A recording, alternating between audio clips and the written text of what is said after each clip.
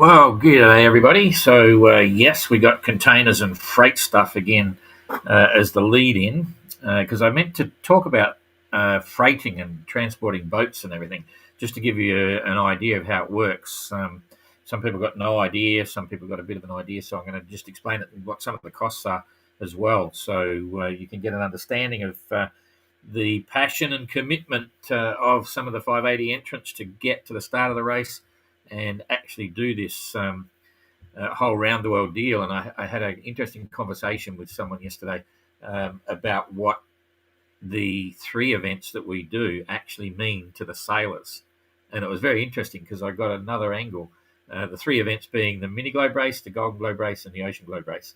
And the essence of it was simply something like this, that, a guy in the Golden Globe, and it holds true for the Mini Globe as well, some of the sailors in the Golden Globe, for instance, they're very experienced. Okay, they've been sailing, for 20 years or things like that, and on all sorts of boats with crew, and some are skippers and things like that. And they like the idea of solo sailing. Some of them have done solo sailing. They might have done 3, 4, 5,000 miles solo or whatever. And the dream is to sail solo around the world, even if that dream's there.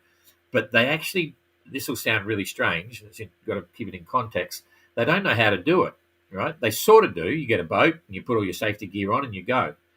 But what happens is when you've got an event like the GGR or the MGR, it actually makes it more achievable simply because there's a structured format. In other words, you have a notice of race.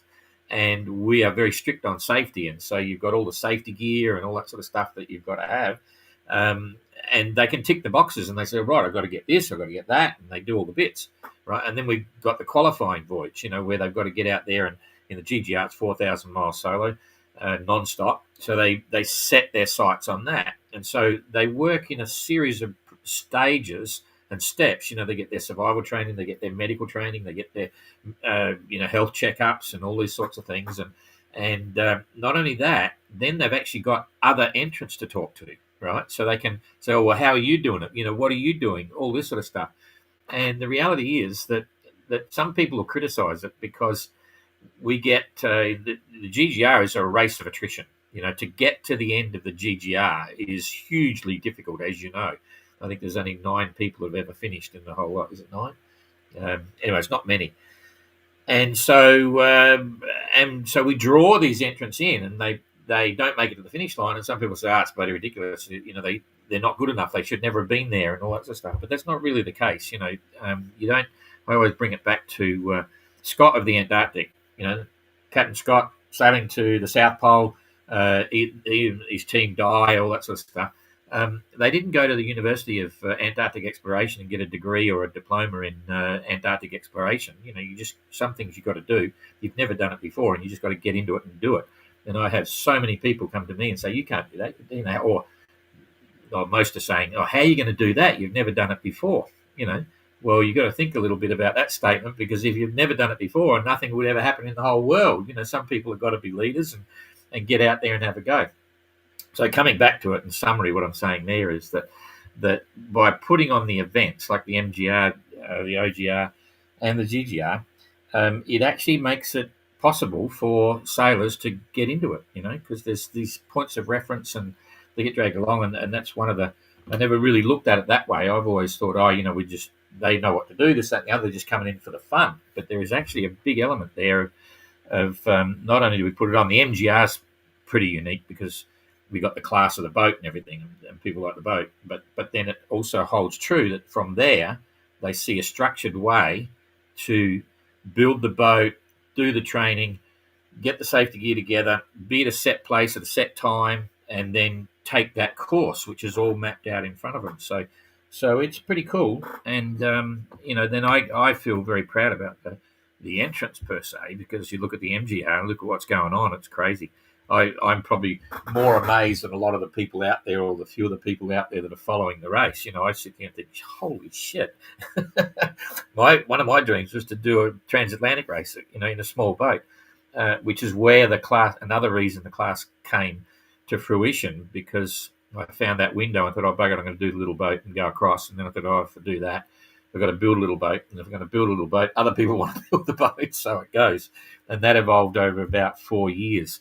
And so anyway, yeah, I digress. But part of that, coming back to it, is the shipping of the boats and containers. So after the tracker, we'll get onto that and see where we go. The other thing I'll just point out. Oh, okay, so we're going to go onto the tracker now, and I'll just point out a couple of things. So if I press the right buttons here, okay, you're on the tracker, and now I'm on the tracker. So here's the course from Fiji all the way across to Thursday Island, and then all the way across to Cocos, and then all the way across to Rodriguez. And now the boats are just starting to leave Rodriguez. I think we've got 3 underway now. But I'll just point out that over here we've got Popeye and Son heading towards Vanuatu. So they're not in the race, obviously. But if you want to follow them and see where they are, like Popeye's doing 3.7, John's doing 4.6. 100-mile days, 80-mile days, and they're headed to Vanuatu, which is right there.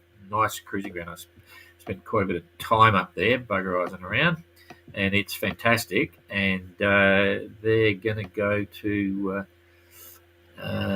they'll probably go to Tanna. Oh, no, they look like they're going straight up to Vila, maybe.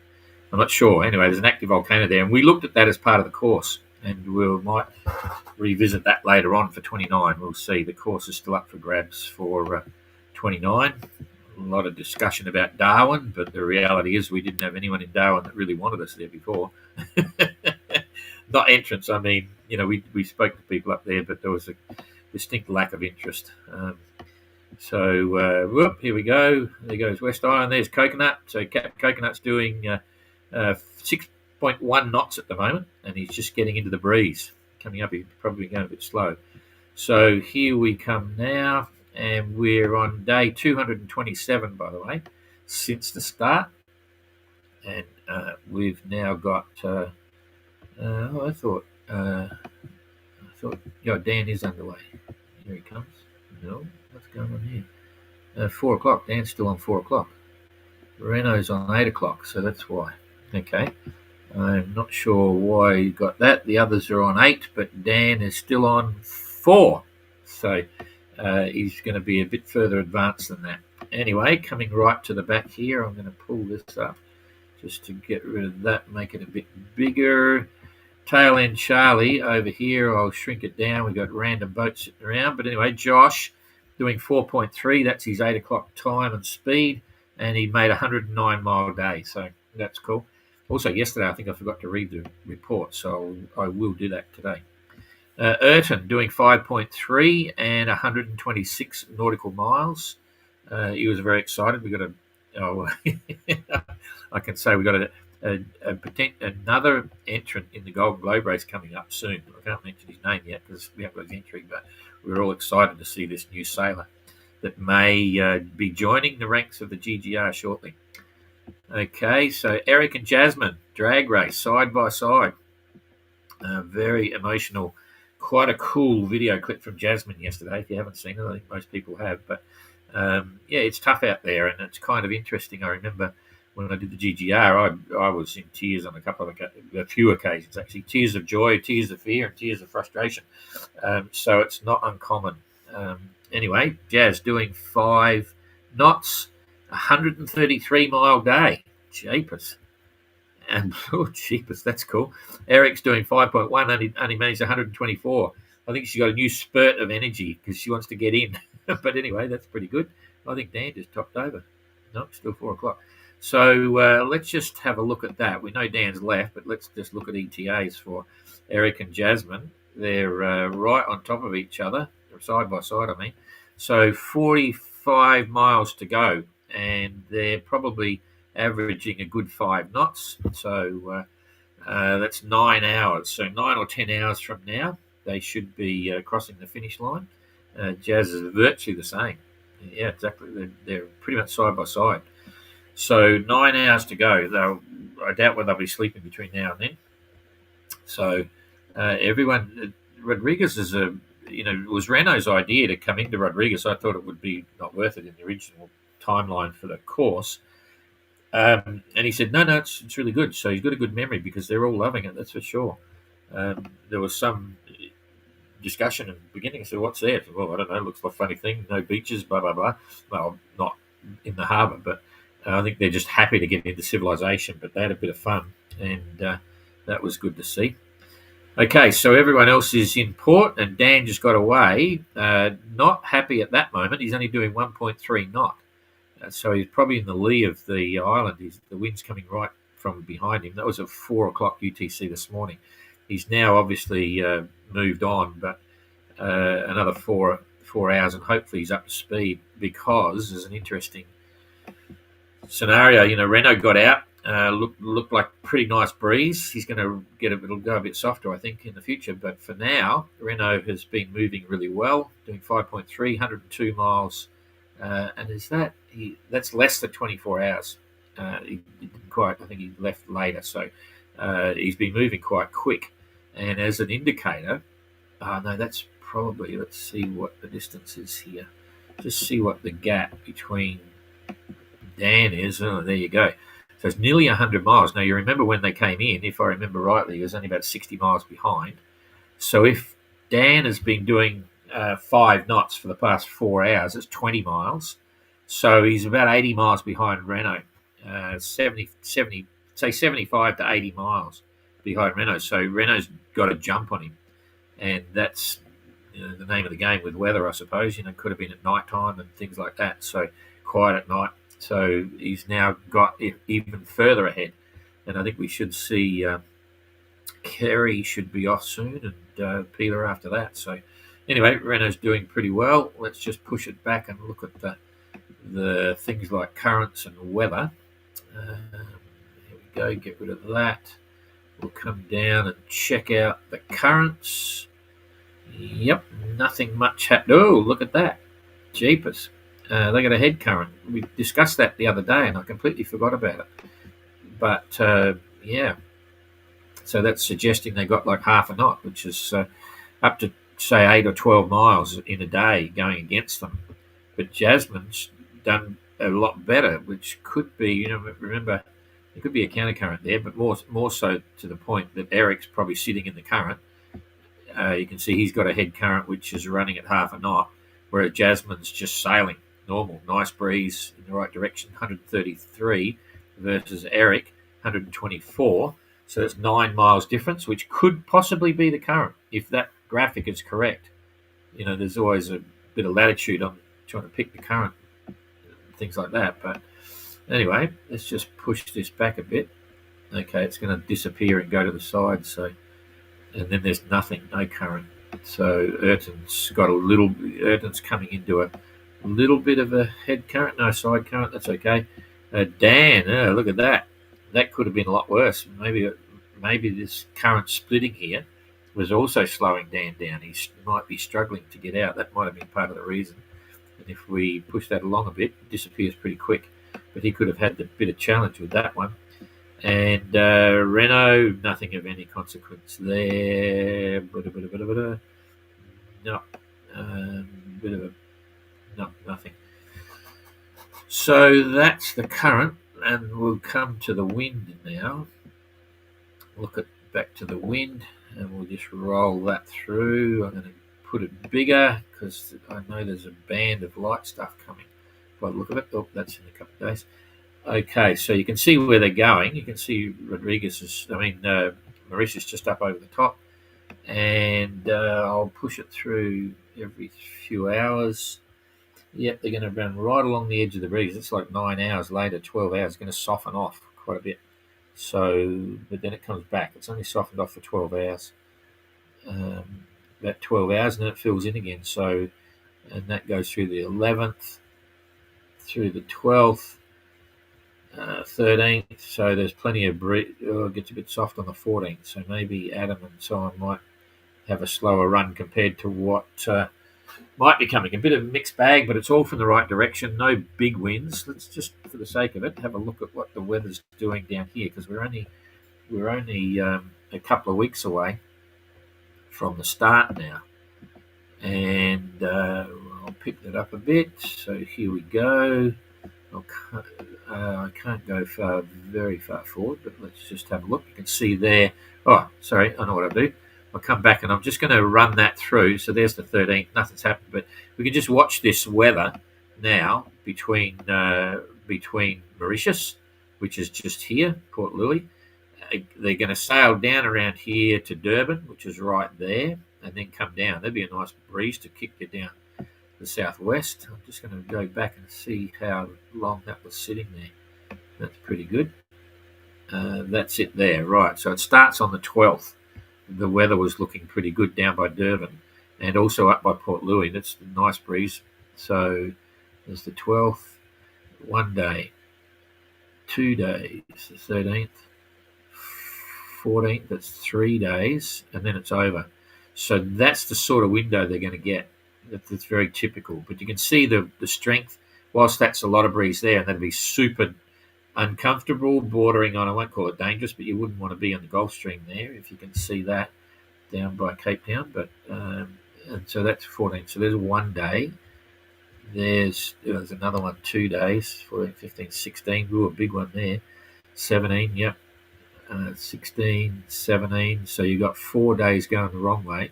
Then you got very little breeze. This is the big challenge here that I've been talking about. When you have a cruising boat going down, they've got an engine and they motor through on that. But anyway, the breeze has turned. You hop onto that in Durban, and we'll see how long that lasts. Oh, we ran out of time.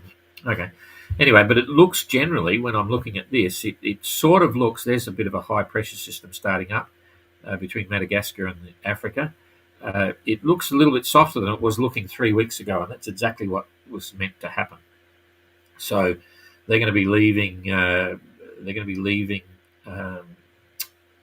Port Louis at basically late October, and then coming down and doing this whole thing in November, December.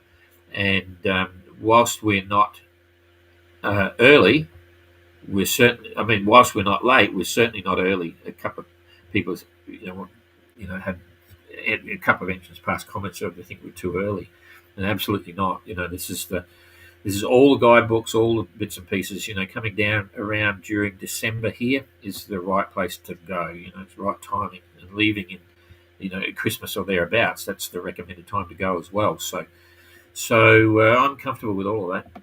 Anyway, enough of that. We'll come back to, there's nothing else left to go there. So I'll come back here and I'll read you the reports. And then we'll talk about shipping, the cost of shipping and all that sort of stuff. And different things you've got to do for different applications, because there's different ways of shipping, I should say. Explorer repairs. We don't want to look at that same colour.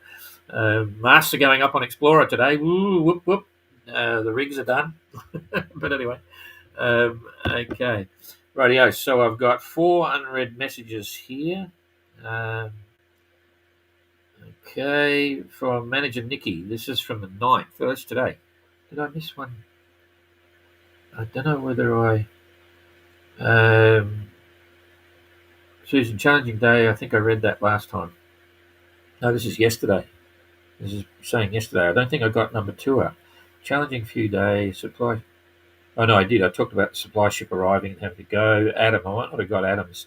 Great to have arrived at Rodriguez. This was yesterday. Great to have arrived at Rodriguez. Little Wren was becalmed for 12 hours, then got hit by a very wet and squally 12-hour approach to Rodriguez. 4-metre seas and 30 knots just in front of the beam, making it a tiring approach. Enjoying seeing the MGR family again and loving Rodriguez and the French food. So there you go. That's cool. Manager Carey has deleted those 2, so that's fine. Immortal Gain. Dan ready for departure, having received his Rodriguez Island clearance, ready to depart for Mauritius. Weather looking okay and excited to sail again. So he had a slow start, so the story's yet to be told about that one. Renaud. Oh, this brings up an interesting point. We've actually now put in the notice of race, there is a requirement, and all the entrants agree. When they sign on to the race, when they put their application in, we point out all the issues in the notice of race, and they confirm and agree that they are aware of everything in the notice of race. And one of that is a commitment to share their story. Okay, and so in the appendix, you're given a list of the things you've got to supply before the race and during the race. And we've never really defined what we hope the entrants will give us during the race. The main reason is that we never really want to say, you have to give us, 10 minutes every leg or whatever, because you end up with people just cleaning their teeth or combing their hair, and, they don't really care. The reality is everyone's doing a great job. We're getting great videos and bits and pieces. The only one that was, but there was a couple there that we're not getting a lot. So we've now defined officially in the notice of race that as a guide, we would like to see around about 1 minute of footage per day, okay, come from the boats during the legs. So, and we're not saying absolutely a minute a day, but it means if you've got a 20-day leg, which is 3 weeks, we'd hope to see about 20 minutes of raw footage, that we can then use to put into the film later on. You get 20 minutes. Realistically, we're going to probably get about 5 or 6 minutes of good stuff in that 20 minutes, all right? That's how it works. And so we've defined it now. We're asking the entrants to give us about, around about 1 minute a day. And that means we'll get between 30 seconds and 2 minutes, depending, because some people film more than others. You look at Jacob, he's on fire, does great stuff. So anyway, but those that were doing less before puts a bit of pressure on. But I've got to say, it was good to see Renault leaving the port, face to camera, giving us a description, but I think he forgot to mute something. I'm not sure we can get any audio. Anyway, it was kind of fun just seeing him. So we'll hopefully get to see some more footage from some of the entrants. But as I say, they're all doing a great job, and go from there. So, Renaud, hello. Start yesterday before the sundown for the last part of leg 2.5 to Port Louis, Mauritius. I think Rodriguez is the stop I like the most or more, which is amazing, eh? That's good. The smiles and the kindness of citizens, the beauty of the island and the lagoon, now at degrees for 13 hours. Now it's a translation. I'm not sure what that is. Thanks for the translation, Renaud. 13 hours. The sky is grey. Backwind. So that means the wind's coming over the port quarter probably. Speed is good. Not so much tactics to do. That's exactly right, because just straight line. Just go point to point. It's only about 360 miles, I think. So not much tactics. Just Capuchinet sliding as much as possible. That's as fast as it can. I'll have to take attention to the numerous cargoes coming and going from South Africa. Yeah, they've all got ships all over the place, so they've got to take care. Anyway, good report from Renault, and good to see the videos. Josh, lovely sailing under the full moon that rises like a giant golden coin over the horizon and makes the sea shimmer like a sheet of indigo velvet studded with silver. Wow, that's a mouthful, but a nice one. Looking like arrival Saturday night with customs closed on Sunday. Oh, boy. Hopefully I can clear on Monday and spend Monday afternoon and Tuesday on the island before packing up to leave Wednesday night. No rest for the weary. Now, Josh is going to be an interesting position because we've set the timeline for the restart, and by my calculations, because of the slow passage of weather, as well as Josh is not as fast as the others, he might only be in line to get about 4 or 5 days in Mauritius. But I'll be making it very clear to him he doesn't have to leave with the mass start. All sailors should only leave when they're ready. Anyway, that's the reports, so that's kind of cool. Now, one final one, I'll just click you over to shipping details. This is pretty clear what's going on there. This was the boys, Popeye and son, John. They put 2 boats in a 40-foot container. The keels are off, the rigs are down. You don't have to split the mast on the rig because on the 40-foot container because the length of the spar will actually fit in. So that's easy. So if you've got 2 in a 40-foot container, it's the most economic way. There's some challenges pulling it out of the boat, out of the container, and strapping it in as well. They have tie downs inside the container, but you can see it's a very tight fit. There's only inches. I think there's only about 50 millimeters or so each side of the boat when you're in a 40-foot container. So that's why you see the foam there. You don't have to worry about taking off the, any of the fittings and anything. So 2 boats, the bow can overlap the transom, so you can leave bowsprits on and bits and pieces. So this is the point here. You can see the bowsprit. This is the pulpit. There is actually welded to the holder of the bowsprit. The timber's taken out. That's easy. They were never meant to be designed like that. When we did the first design, the pulpit was meant to be bolted to the boat, right?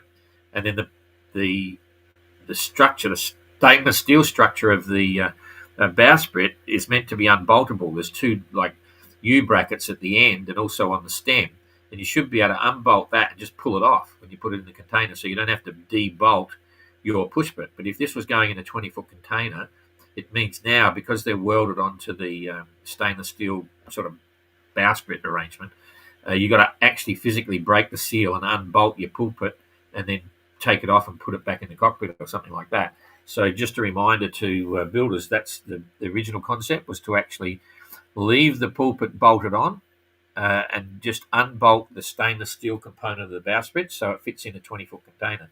The 40-footer, it doesn't matter. And in a 20-foot container, you have to open the sleeve of the mast. Okay, you can see there's not much gap between the boats there. So all of the masts are designed, and they have to have a break point in the section. So you undo all your screws and slide the two halves to apart, and you can just put them in a 20-foot container. Then the only one that hasn't done that, he snuck it in, was jeepers, bloody 165, the winner of the Transat. He's got a Sparcraft mast, but it wasn't actually an approved one. So anyway, and it didn't have a sleeve in it, which saves weight, right? So that's why we insist everyone, no matter who, even if they're never going to ship the boat in a container, you still got to have the sleeve in there, because one day you might sell it and someone wants to ship it in a container and break the mast apart, touch wood, or pull the mast apart. So there you can see it. Now, reattaching keel and so on, that's fair enough. The other way to, just a few random shots, nothing to talk about there. That's the inflatable fenders. They're a good idea. Okay, so and if you do a 20-foot container, by the time you pull everything apart, it'll just fit in a 20-foot container. The fitting on the stem, you don't have to pull that off, and you don't have to pull your rudder gudgeons off, but you've got to take your rudder off and all that sort of stuff as well. So the other thing that happens in shipping is that if you want to ship it on like 7 Star, which is a ship that puts all yachts on and goes, you can have mast up, keel on, which is really simple, and put it on the deck. Or you can take the mast off and leave the keel on and put it below deck on their ships. So you can see, if you leave everything as it is, you just, for Antigua, you sail it down to Guadeloupe, which is only a day and a bit or something to get to Guadeloupe, and you wait for the ship to come. When the ship comes, you basically just, at a set time and schedule, you get a slot, you just motor your boat up to the side of the ship with everything as per normal, right? Then they just send the crane over and put slings under, and they lift the boat complete up onto the deck of the ship, and it just sits there, and you don't have to do anything. And that's exactly what we did with Trekker. We went mast up, keel on the deck, and so in fact Etienne did it for me, because I had to go back, and he sailed the boat to Guadeloupe for us, and then he waited, because we had 3 boats. His was going, ours was going, and also Michael was going as well. We had 3 of us all on the one ship, and we didn't have to do anything. And so when you get back into England, no, it was France. It was in Lorient. Again, you get a time slot, okay, to be there. So you have to be there. You check in. You're waiting.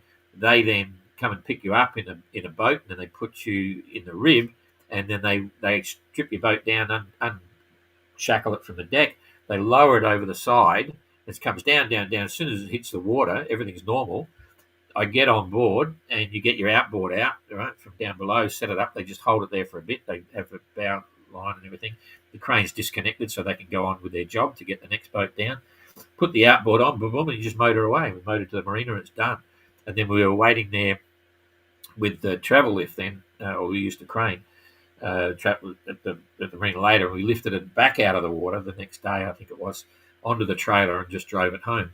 So it's the simplest way, because if you're in Antigua and you want to ship your boat back, and there's a lot of talking of this at the moment, because bunch of the boats are going to be up for sale. Some of the boats will be available for sale right in Antigua, and you could easily sail the boat home. If you want to get a cheaper boat, you could sail the boat home from Antigua the right month. You need to go in April, May, and literally just sail it back to Europe. It'll take you a month or so. But to ship the boat back, mast up, keel on, back then cost us about €6,000. Now it's probably about 7,000 or more. That was back in the beginning of 22, I think it was. It was 6,000, about 6.5 by the time you pay all the port fees and bits and pieces. So you can see now it'd be 7 or 7.5 to ship the euro, to ship it mast up, keel on. If you put it in a container, it's a lot cheaper. If you take the keel off, take the mast off, put it in a 40-foot container with 2 boats, you're probably going to do it. There's still port fees and, stevedoring and all sorts of bits and pieces. It's probably going to cost you about 4,000 each. 2 boats would be $8,000, I think, 7 or 8,000 by the time you do the whole lot. But you need a trailer at the end, and then it gets really tricky because you get your keel if it's off, right? In the container, you got to get it out, get the keel, get it all onto the trailer, and drive it away because you can't have it there for very long. If you ask for the container to be delivered to a marina to make it easy, where there's travel lifts and forklifts and stuff like that, they'll leave the container there maybe for a day. Sometimes you only get like 6 hours or 4 hours. They'll drop the container off. You've got to get the gear out of the container, and then they'll come and pick the container up and take it back again. So you can see then there's logistics. You've got to lift the boat up, get the keel on, blah, blah, blah. So that all adds little pocket money costs. So if a boat's for sale in Antigua, it's going to be a lot cheaper if you're going to sail it back. And some of the owners are not sure what they want to do, but I would say a few of the boats are going to get sold in Antigua because for an owner of a boat now, they've got to get it back, right? And so there's more time and effort and so on involved. So that's about it. I can't think of anything else I need to tell you about shipping. Insurance, you've got to have liability insurance and blah, blah, blah, or whatever. So that's it. Anyway, let's see who's here, and then we'll get this wrapped up and go for there. And I did, about Q&A. We're going to do proper Q&A, and I'll try and I meant to get it up yesterday, but I was working till 1 o'clock this morning. It was a crazy day yesterday. So, g'day, Elizabeth, Kuala Lumpur. Sounds like you're headed down that way, over to Mauritius. G'day, Captain Joey. The safest solo voyage. Not sure what that means. Oh, maybe my discussion at the beginning. But John, great perspective on these events. Thanks. The whole thing is awesome. Cool. Good evening, Don. I'm still in Darwin. Yep, that makes sense. And Scott Morgan, thanks. No worries. Braith, some good bits coming. Of course, we won't see the midst of the squall. Yeah, the squalls have surprised me a bit, in general, because what we see on the weather, it's pretty straightforward. You don't see any, it's like trade winds. And so usually when you get the kind of squalls they've been talking about, you usually see it in the graphic. You see holes and bits and pieces, and you can get a feeling for it. But we just see the constant green, and I think that's a situation where there's not a lot of weather reporting stations and floating buoys in that part of the Indian Ocean. So the graphics we're getting are not necessarily quite right. And you can see that in the sea state where it was showing 3 to 4 meters. Some of the times it was down less than 2. And the other thing I got the impression from their reports of the entrance was that the sea state had the ability to increase and decrease rapidly, right? Because sometimes they'd be sitting in 2 meters, and then when the squalls come in, they're talking about 3.5, 4 meter stuff. So it's very interesting, and that's pretty much in track or in tune with most of the reports of cruising boats as well. They say it can be a bit difficult and so on. John Guswell, when he went through, had a dream run. But anyway, the times are changing. Okay. Captain Joey, are they all restarting at once to keep them close together, safety-wise, approaching Cape Town? Yes, that's exactly right. That's the whole thing about the leg 2.5. It's a mass restart from Mauritius. Okay, so Renault's going to get quite a long time. He'll be able to kick back and have a bit of a relax. We're compressing the time a little bit. So it's a 6-day stopover for Rodriguez, and so Adams on 6 days. But then Jasmine and Eric, they're on 5-day stopover. Okay, then Ayrton and Josh are on a 4-day stopover in Rodriguez. So that'll just bring them all a little bit closer.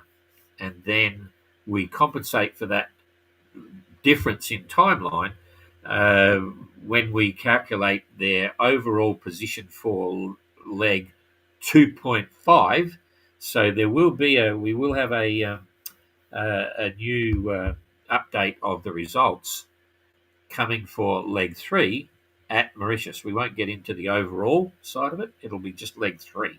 So by the time they restart, you'll see how far in front Renault is, for instance, and where Jasmine is exactly in the fleet for the distance from Fiji to Mauritius, right? So that's that's section 2.5. Then from there, when they're sailing all the way to Cape Town, that's the end of leg 3. So the reality is, someone could now be the first boat to arrive in Cape Town from Mauritius. Say Pila could beat Renault to Cape Town on this leg. Right? She might be a day ahead of Renault. But because of Renault's accrued speed on the water from Fiji to all the way to Cape Town, we then recalculate the whole lot, and Renault might win by 2 days or 3 days. You see, so that's how it's all working anyway. So yes, a mass restart means they're all leave on the same weather. If Josh leaves the same day, I'm not going to force it. It's up to them. But the clock starts on the 25th at about midday or 2 o'clock or something, and then that's a bit of a tighter group sailing to Durban. And then when they get to Durban, it all gets a bit. I'll explain it more in detail for those that are following it when we get there. But they get, I think it's 16 days of free time from Durban to Cape Town. They've got 16 days they can use, and if they only use 8, it doesn't mean they've gone faster than the other guy who's used 16. They've got the choice, freedom of choice, to stop anywhere they like for any number of days they like, what they consider to be safe. If they stop for more than 16 days, then the clock is running on them, And so we just calculate the time on the water. So it gets a bit tricky, but it's the safest way to get them around. And I've got to say, at the moment, we've got no grumbling anywhere. All the authorities know what's going on, and no one's said anything at the moment. But they have the right. If the authorities thought we were unsafe, they could actually stop us from sailing. Okay, but I'm certain that won't happen. Touch wood. We've got a full risk assessment and management plan for that whole voyage, and we're enacting that. And the entrants are very capable sailors, and the boats are in really good shape. Touch wood. So the rest of it comes up to the fact that it's an adventure, and every adventure has an unknown outcome, has an element of risk, but there's been serious risk mitigation by everyone involved in the event. So it's all looking pretty good. Anyway, I'm waffling on a bit now, and we're over the half-hour limit. I don't know where this comes from. These reports that get longer and longer. But anyway, that's cool. So we'll see you all tomorrow, and hopefully Dan will roll over. He may have even rolled over already. So in his position from 4 o'clock to 8 o'clock, not rolled over. Anyway, okay, we'll see you later. Thank you.